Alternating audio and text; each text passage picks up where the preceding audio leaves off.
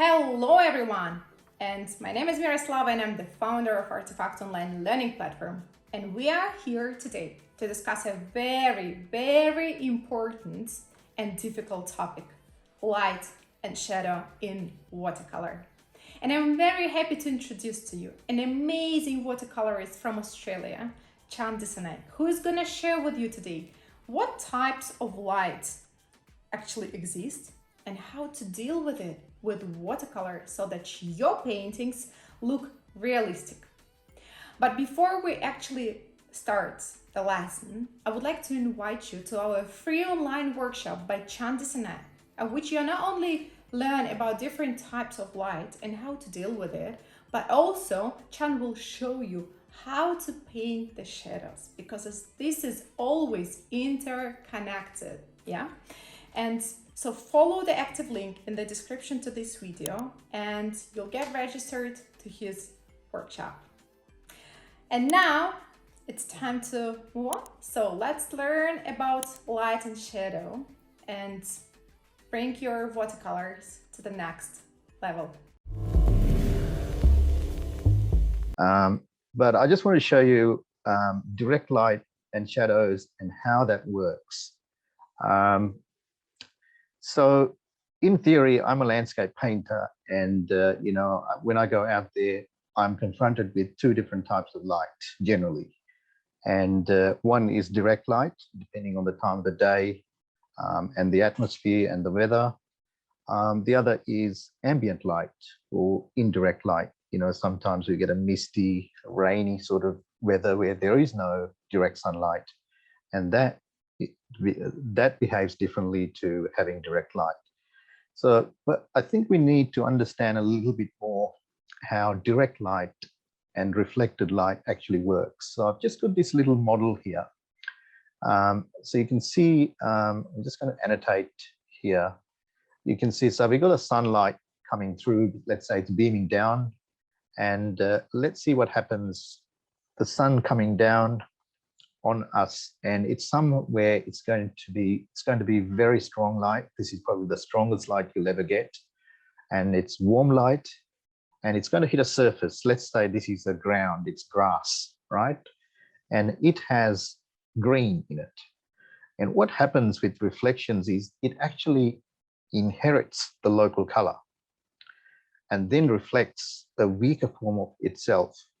So in this case, it picks up the little bit of the green, but the bounce light is actually weaker than the actual light that reflected. So this is what's happening. So then let's say it hits another surface, let's say, I don't know, some sort of a blue object, and it's going to keep bouncing, inheriting the blue a little bit more, and it becomes weaker and weaker. And then we got a orange or red surface, and then it picks up a little bit of that, and it sort of bounces around.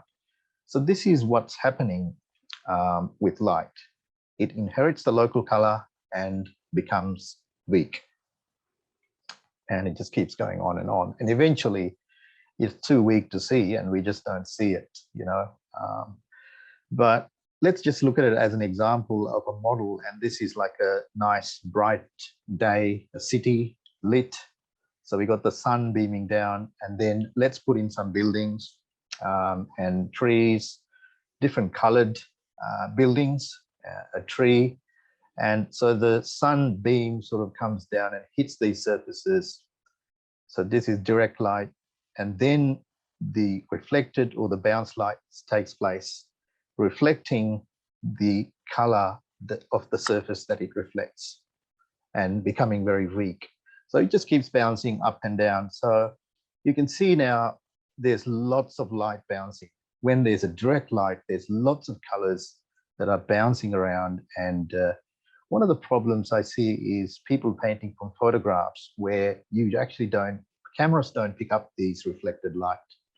Unless you actually are a good photographer to get these, we just don't get these reflected light captured in a camera, and people just copy it. And I think that's one of the mistakes. But we got another form of light, which is the skylight, which is very blue, and it's weak sort of light coming down. It's constant on the surfaces as well. So I just want to show you a little example of this case. So this is direct light. There's no ambient light, and sun is hitting this sphere, and you can see one side lit and the other side in shadow. So we got two types of shadow: form shadow, which is actually on the object, and a cast shadow, which is on the nearby surface. But this is sort of what the camera does.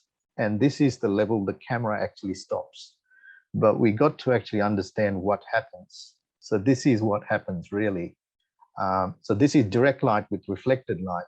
So what happens is it comes down, and you can see the effect of reflected light in here, because you can see the bounce light coming and hitting this surface and lighting up this area. And it's got this surface color of here being bounced onto this surface. All right. So we get this nice thing called core shadow here, because this is lighter with reflected light bouncing back. So that's really important to keep in mind. The next thing is, to this, I'm going to add skylight, which is coming from the top. The same thing happens, but this time we actually get skylight coming down on the shadow. And that's why generally the shadows are blue, but skylight only intrudes into the shadows. So you can see in this case, you don't see skylight because direct lights burns out a lot of the other light. But you do see anywhere there's a shadow, anywhere that this can reach, it's blue, but it doesn't get into this corner here because the skylight cannot intrude into this. And this is actually, I go into detail in my course. This is called ambient occlusion. So we have direct light, we have bounce light, and we have skylight. Bounce light is another form of reflected light. So we get form shadow and cast shadow. So this is a very simplistic model that I have put together. I go into a bit more detail in the actual course, but just to show you how it actually works. All right. And this is the thing called ambient occlusion, but we won't go into all that. But I just want to show you the reason why in snow, the shadows are the bluest, right? Reason is the skylight reflecting, number one. The other one is the snow is a weak local color. It's colorless. So because it's weak, the skylight actually dominates. If this was a ground color, like a dark brown, it wouldn't be as blue because it will mix with the local color. But on a surface as white as snow, you actually see the presence of skylight. And I'll show you in a minute how to put these shadows and reflections. Other thing is that there is actually reflected light here, that not all the shadows are the same strength. It's actually dark blue, and then you actually see very light blue because bouncing light is hitting some of the surfaces that are vertical. And you see that's actually very warm, it's lighting up. So we can exaggerate these once we know and once we are aware of these types of light. So I thought I'd go through that with you a little bit and show you a few examples of some of my paintings.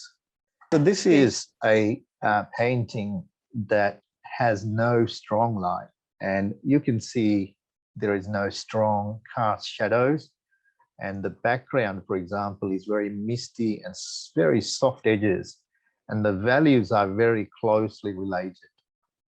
There are no sort of jumping darks except in here because I wanted this building to be the focus of the painting, but the rest is very sort of weak light. So I'll show you a few more examples. And this is another form of very weak light. There's no harsh shadows. This was done very early morning. So you can see we're looking into the light, but there is no harsh, and the values are close, very closely related. There are no huge jumps in value. When there's strong light, there'll be greater contrast between values and the tonal range. Just a few more. So this is somewhere in between. We actually got some part of the painting where this one actually does have direct light, but some parts are quite weak. So you can actually combine the two, because it could be in a shadow. You can use your artistic license. I wanted this sort of bridge here to enter into the painting through here, and this main rock being part of it. But even in here, you see the underside of the rock that has reflected light, and it's actually quite warm. The car shadow, the rock being weak, you'll see that it's actually got blue light on it. Just a couple more examples. So this is another form of very weak light. You can see very atmospheric scene, no harsh sunlight, but edges are very soft, no hard edges, not much. And also the values are, again, very closely related. So I pay a lot of attention to my edges. So I paint wet into wet using that technique a lot. So this is another one which actually has quite direct light. You can see you're looking into the light.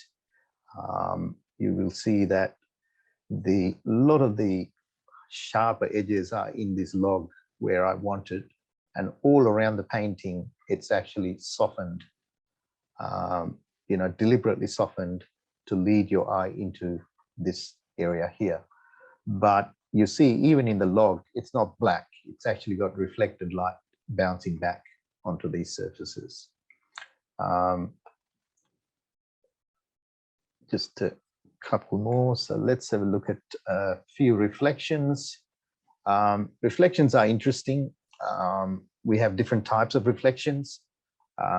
So the colors actually get lost. Usually the color that you see in the reflection is the color of the water. You do see it, because this is a very dominant blue, you do see a bit of the blue, but you see that boat being reflected. And the edges, it's actually towards the edges that it breaks. A lot of people start breaking too early. And I think you have to paint the shape itself and only break the ripples at the edges. I think that's another mistake that some students make. Let me just clear all this. And a couple more examples again. Another scene, and this is a good example of direct light and reflected light. I just want to show you this. So you see in here, for example, you see the presence of reflected light on the hull of the boat. And the shadows, you can see the warmth in this area. Lights, definitely it's coming from this angle. And you've got to stick to it, so the shadows are going this way. Make sure there's reflections and there's also shadows. So two different things playing. The reflection is got to do with your line of sight, and the shadow is got to do with the angle of light and the strength of light. I even sort of move some of these colors into the background to create an interesting effect of light. And watercolor is magic when paint wet into wet. Obviously my main subject here is the boat, but what I'm doing is I'm leading it through here back into the boat again. Even if you're coming through here, it's actually entering. Even through here, it's going through here and entering my subject. So designing it in that way.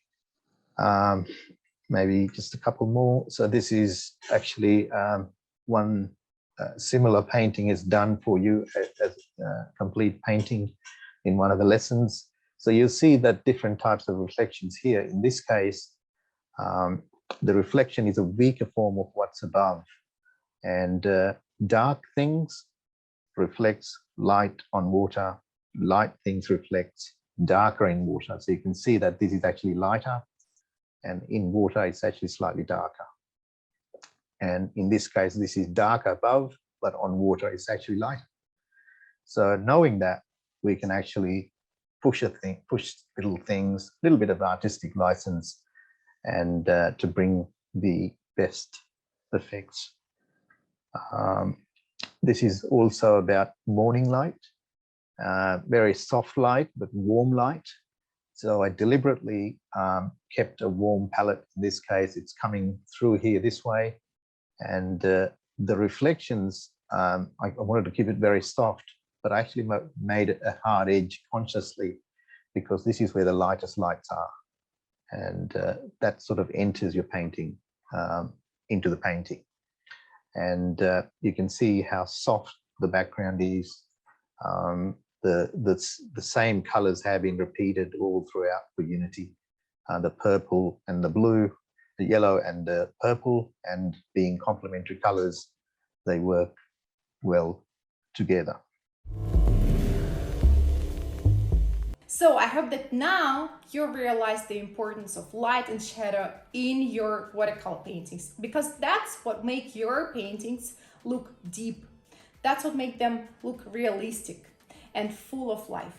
If you have any questions about light and shadow, or just in general about watercolor, so write your questions in the comments to this video, and we'll take the most frequently asked questions and create a new video lesson for you and based on your requests.